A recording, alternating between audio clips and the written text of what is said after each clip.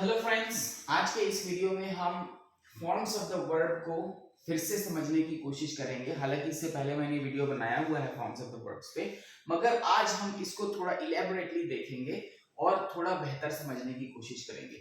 दोस्तों, इन्फिनेटिव का मतलब होता है किसी काम का नाम, जैसे टू बी। टू बी मतलब होता है होना, ओके। लेकिन कब है, कहाँ है, किस कंडीशन में है, इससे कुछ पता भी नहीं चलता है। जैसे टू कम, आना, टू थिंक, सोचना, ओके। इंफिनिटिव, इसका पहचान यह है कि इसके सामने टू होता है। इंफिनिटिव की पहचान यह है कि इसके सामने टू होगा। जब इसे टू हटा दिया जाता है तो ये बन जाता है present tense, okay. Think, okay. Infinitive से टू हटा दिया जाता है तो ये बन जाता है प्रेजेंट टेंस, और प्रेजेंट टेंस बताता है वो काम, इसके सामने जो भी रख दिया जाएगा तो ये बताएगा कि ये सब्जेक्ट इस काम को करता है। अगर इसके सामने मैं रख दूं आई तो ये बन जाएगा आई कम, मैं आता हूं। इसके आगे अगर मैं रख दूं यू तो ये बन जाएगा यू कम, आप आते हो। यू थिंक, आप सोचते हो। यू प्ले, आप खेलते हो। यू ईट, आप खाते हो। यू वर्क, आप काम करते हो। यू लिव, आप रहते हो। यू अंडरस्टैंड, आप समझते हो। यू वांट, आप चाहते हो, ओके। दोस्तों, इंफिनिटिव से हम प्रेजेंट टेंस बना सकते हैं और प्रेजेंट से इंफिनिटिव बना सकते हैं। यू लिव, आप रहते हो। टू लिव मीन्स रहना, ओके। टू लिव मीन्स रहना। आई अंडरस्टैंड, मैं समझता हूं। टू अंडरस्टैंड मतलब समझना। दोस्तों, इंग्लिश में दो टेंस होते हैं, प्रेजेंट टेंस और past tense. Future tense English में नहीं होता है। फ्यूचर टेंस बनाने के लिए हम प्रेजेंट टेंस में विल, शैल या फिर गोइंग टू का प्रयोग करते हैं, वो हम बाद में पढ़ेंगे, ओके। प्रेजेंट टेंस बताता है वो काम जो सब्जेक्ट करता है। इसमें सिर्फ एक चीज हमको याद रखना होता है, इसमें सिर्फ एक चीज हमें याद रखना होता है कि अगर आई को छोड़ के कोई भी सिंगल चीज होगा, कोई भी सिंगल सब्जेक्ट होगा, तो इसके सामने में एस की आवाज आएगी, ओके। क्योंकि हम अभी स्पेलिंग की बात नहीं कर रहे हैं, इसलिए एस या ईएस नहीं कह रहा हूं मैं कह रहा हूं इसमें एस की आवाज आएगी। जैसे ही का मतलब होता है वह। ही प्लेज, वह खेलता है। माई बेस्ट फ्रेंड, मेरा बेस्ट फ्रेंड है X. My best friend is X. X lives, X रहता है। X lives in London, X रहता है इन लंदन, एक्स लंदन में रहता है, ओके। दोस्तों, ये सबसे महत्वपूर्ण, this is the most important part of English language. अगर आपने इसको समझ लिया तो आप समझेंगे कि आपने 80% इंग्लिश को समझ लिया। और मैं सबसे ज्यादा प्रैक्टिस चाहता हूं कि लोग इसी का करें, क्योंकि यही सबसे ज्यादा यूज होता है, okay. Those who understand present tense can speak 80% of English, right? Okay. उसके बाद आता है दोस्तों past tense। पास्ट टेंस बताता है जो सब्जेक्ट ने किया। अब पास्ट टेंस दिखता कैसा है या सुनाई कैसा देता है? आमतौर पे दोस्तों पास्ट टेंस के लास्ट में डी या एन या टी होता है। आमतौर पे पास्ट टेंस के लास्ट में डी, एन या टी होता है। अगर हम देखेंगे आमतौर पे, ये कोई यूनिवर्सल रूल नहीं है, सबसे अधिकतर पास्ट टेंस के लास्ट में होता है ED, okay. I played, I played. I work, I worked.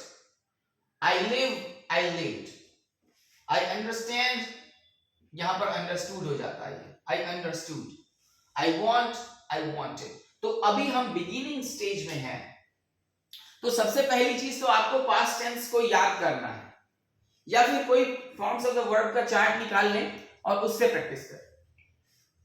मगर फिर भी आपको आपके कॉन्फिडेंस को बढ़ाने के लिए मैं आपसे कह रहा हूं कि अगर आपको किसी का पास्ट टेंस नहीं मालूम है, फॉर एग्जांपल आपको कम का पास्ट टेंस नहीं मालूम है कि केम होता है, तो आप कम्ड कहेंगे, तो इन द बिगिनिंग स्टेज मुझे कोई आपत्ति नहीं है, क्योंकि मैं अभी चाहता हूं कि आप उसके साउंड पे कंसंट्रेट करें। मैं चाहता हूं कि आप पास्ट टेंस के साउंड पे कंसंट्रेट करें। जैसे कहना का पास्ट टेंस हिंदी में होता है कहा, है ना।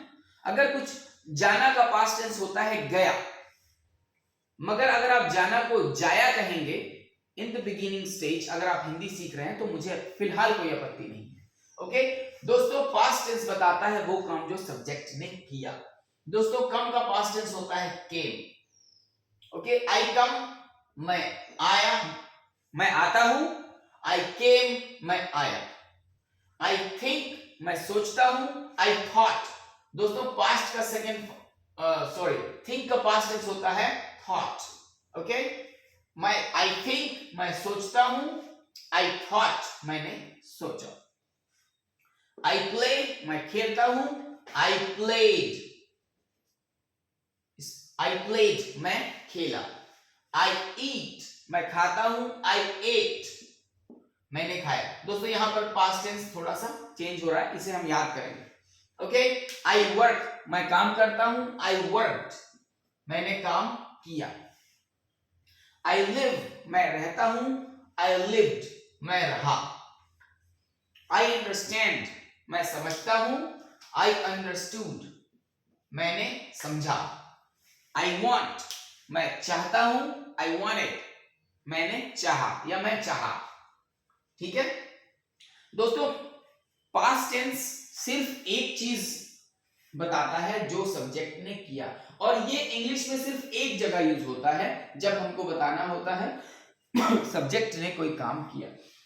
जैसा कि हमने इसमें बताया था, अगर आई को छोड़ के कोई सिंगल सब्जेक्ट होगा, या यूं कहें कि प्रेजेंट टेंस के पहले आने वाला कोई भी नाउन या प्रोनाउन अगर सिंगल होगा तो इसमें एस की आवाज आएगी लास्ट। इसमें ऐसा कुछ भी नहीं है, इसमें सब कुछ सेम रहेगा। I, you, we, they, she, he, she, it, Ram, anybody. यहां पर पास्ट टेंस में कोई चेंज नहीं होगा, तो ये आसान है। पास्ट टेंस सिर्फ वो बताता है जो सब्जेक्ट ने किया। अगर हमें ये बताना है सब्जेक्ट ने नहीं किया तो भी पास्ट टेंस यूज नहीं होता है, तो भी प्रेजेंट टेंस ही यूज होता है। तो ये प्रेजेंट टेंस सबसे ज्यादा यूज होने वाला है। इसके लिए दोस्तों अगर आप चाहते हैं कि आप ऐसी प्रैक्टिस करें कि आपको सीखना ही ना पड़े, तो इसके लिए मैंने 2 एक्सरसाइज बनाए हैं। एक एक्सरसाइज है दोस्तों एवरीडे, हर दिन आप बहुत सारा काम करते हैं, आप उसको लिखिए और रोज बोलिए। जैसे आप रोज बहुत सारा काम करते हैं, मैं उदाहरण से बताता हूं कि I brush every day, I exercise every day, I pray to God every day, I read books every day, I read newspapers every day, I watch Shark Tank. Shark Tank एक शो है, मैं वो देखता हूँ। I watch Shark Tank every day, and I work in my office every day, I talk with my friends every day, I chat with my friends every day. तो ये सारे काम मैं रोज करता हूँ। तो अगर आपको प्रेजेंट टेंस को फील करना सीखना है तो आप ये एवरीडे की प्रैक्टिस करेंगे कि आप रोज कौन कौन सा काम करते हैं। धीरे धीरे दोस्तों इसमें इंप्रूवमेंट आने लगेगा। अगर आप इंग्लिश को रोज सीख रहे हैं, आप हर रोज नए नए वर्ड पढ़ेंगे, तो एक समय ऐसा आएगा कि वो एवरीडे आप हो सकता है पहले दिन आप 10 सेंटेंस बोलते हो, तो हो सकता है सेकंड डे आप 20 सेंटेंस बोलें, या वो धीरे धीरे उसमें इंप्रूवमेंट आएगा। तो आपको क्या करना है दोस्तों, रोज आपको कहना है जो काम आप रोज करते हो, है ना। और अगर आपको ज्यादा प्रैक्टिस करना है तो उसके बाद आप अपने बारे में बताने के बाद आप अदर्स के बारे में बता सकते हो, like my father, my mother, my friends, okay, है ना, like poor people, farmers, doctors, तो वो आप उसको बढ़ा सकते हैं, डॉक्टर्स करते हैं, जो भी, ठीक है दोस्तों। और सेकंड फॉर्म के लिए आप यूज कर सकते हैं लास्ट डे या समटाइम्स बैक। लास्ट डे मतलब बीता हुआ कल, या समटाइम्स बैक थोड़ी कुछ समय पहले। आपने बहुत सारा काम किया होगा कुछ समय पहले, ठीक है। तो आप इसके साथ प्रैक्टिस कर सकते हैं कि आज सुबह भी कुछ समय पहले हो गया, ठीक है। या कल रात में मैंने बहुत सारा काम किया। तो आप कोई भी एक टाइम को याद करें और आप बताएं, सबसे पहले लिखें आपने कौन कौन सा काम किया और उसके बाद उसको बोलने की कोशिश करें। अभी मेरा मकसद आपको इंग्लिश बोलना सिखाना नहीं है, पास्ट टेंस और प्रेजेंट टेंस को पढ़ के आप इंग्लिश बोलना नहीं सीखना है। अभी हमको इसका मकसद है कि हम इंग्लिश भाषा को समझें, उसको फील करना समझें। मैं कभी भी किसी को ये सलाह नहीं देता हूं कि वो इंग्लिश बोलना शुरू कर दे, मैं नहीं चाहता। मैं चाहता हूं first you begin to feel the language. जब आपको भाषा फील होने लगेगी उसके बाद हम पढ़कर सीखेंगे। मैं कभी भी किसी भी स्टूडेंट को नहीं कहता हूं कि आप इंग्लिश बोलने की कोशिश करें। उसकी एक बेसिक वजह यह है कि मैं मानता हूं कि हम हिंदी बोलने वाले हैं, हमारी हिंदी बहुत अच्छी है ना, और हिंदी के इस लेवल में पहुंचने में हमको कई साल लगे। लेकिन जब आप इंग्लिश बोलना चाहते हो और अपनी हिंदी से ट्रांसलेट करके इंग्लिश बोलोगे तो आप अपनी बेस्ट हिंदी के जैसा इंग्लिश चाहते हो, वो मुमकिन नहीं। तो मैं चाहता हूं कि आप कभी भी इंग्लिश बोलने की कोशिश ना करें। अभी आप सिर्फ ये काम करें अगर आप ये काम करेंगे तो आप इंग्लिश को फील करने लगे, ठीक है। पास्ट टेंस बताता है वो काम जो सब्जेक्ट ने किया। दोस्तों उसके बाद आता है पार्टिसिपल्स, प्रेजेंट और पास्ट। इसको हम अगले